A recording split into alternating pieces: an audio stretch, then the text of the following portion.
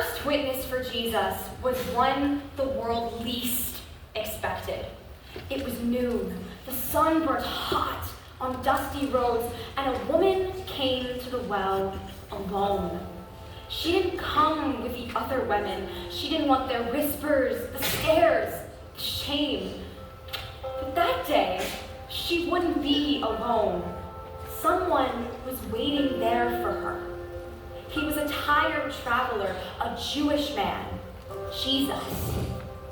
Jesus initiated a conversation with her and didn't turn away from her. He didn't condemn her. She was confused by his speaking to her and was shocked when he was able to tell her things she had tried to keep hidden. This wasn't just a man. This was a prophet, maybe even the Messiah. Jesus spoke again and confirmed her thinking.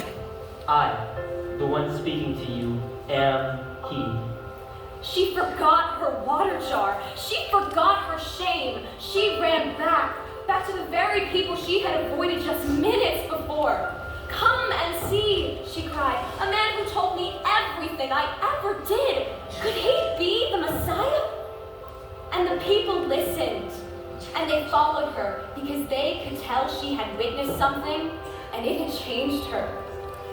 She became the first to spread the gospel, not a scholar, not a preacher, just a woman who witnessed the message of the gospel and couldn't keep it to herself.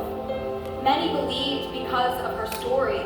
The outcast became an evangelist, and the ashamed became bold as she witnessed the story of the Messiah who would come at last.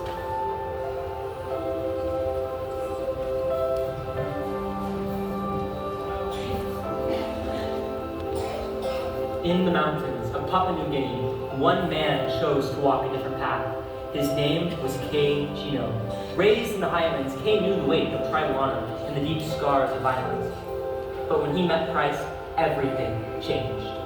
God convicted him that he couldn't keep this message of forgiveness to himself when so many others still had hatred in their hearts.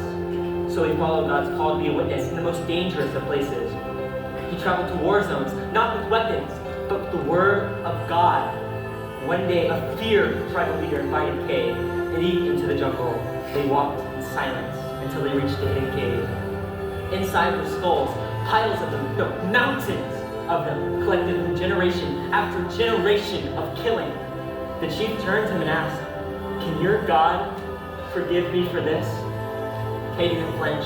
He looked the man in the eyes and said, "Yes, he already has, if you'll just come to him." That man, hardened by war, weighed down by blood, believed. From that moment, walls began to fall. Enemies sat beside each other. Spears were buried.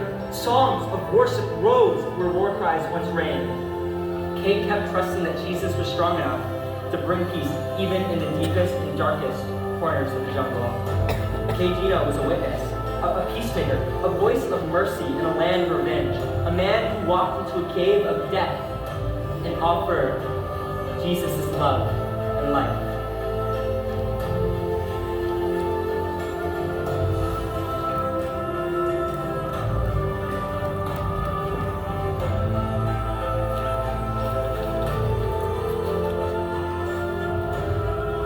Amy Carmichael was born in Ireland in 1867.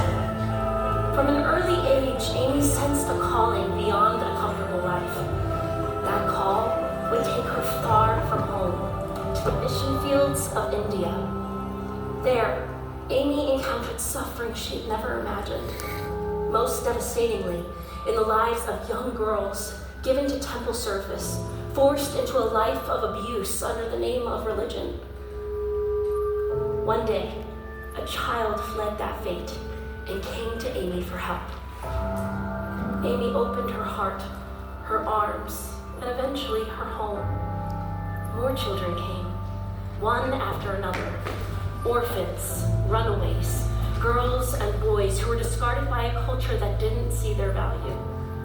To Amy, they were precious, each one a reflection of God's image. She became their Amma, their mother.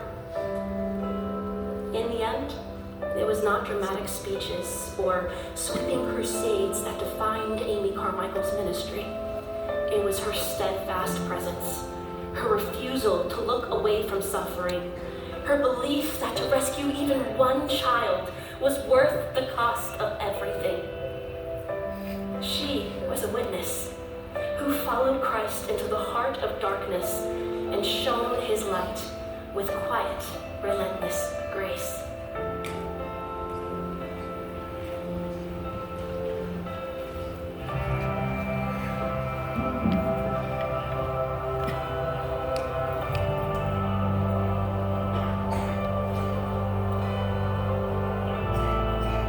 A message from Victor popped up on Santi's phone. "Aren't you an atheist?" it read. Faith had never really come up between them. They both knew where the other stood. Victor was a Christian. Santi was an atheist. But it never affected their friendship, forged over late-night D&D games and fantasy lore. Still, something about Victor had always stood out to Santi. He was steady. He was kind, the kindest man Santi had ever met. The question lingered on Santi's screen, its glow lighting up a face deep in thought. Years ago, the answer would have been simple, yes, followed by an irreverent quote from Dawkins. But now, he hesitated. Not quite an atheist, not exactly agnostic. He knew he believed in something, he just didn't know what. Later, the two started talking.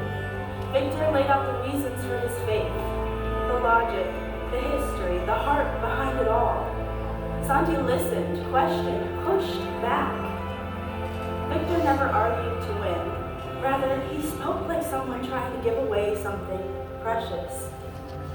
Conversation after conversation, question after question, they sat across this familiar table, board games shoved to the side, and faith now the center. Eventually, every argument had been voiced, every philosophical defense tested, and in that quiet, after all their talks had settled, something became clear. Not an idea, but a powerful truth, and a living reality, that Jesus wasn't just a story, but God himself. This truth shook Santi, changed him. The walls of skepticism began to crack, not through force, not all at once, but through the steady persistence of grace of a friend who refused to walk away. Victor wasn't a pastor, or an evangelist, or a prophet. He was just a man who loved his friend enough to share the truth and was empowered by God to do so.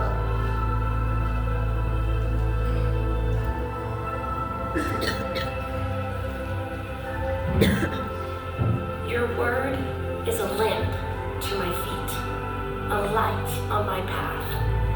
In the same way, let your light shine before others, that they may see your good deeds and glorify your Father in heaven.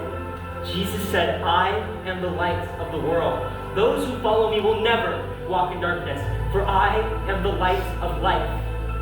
For the light shines in the darkness, and the darkness has not overcome it. God has given us all a light, his light, to shine in the darkness. What will you do with yours?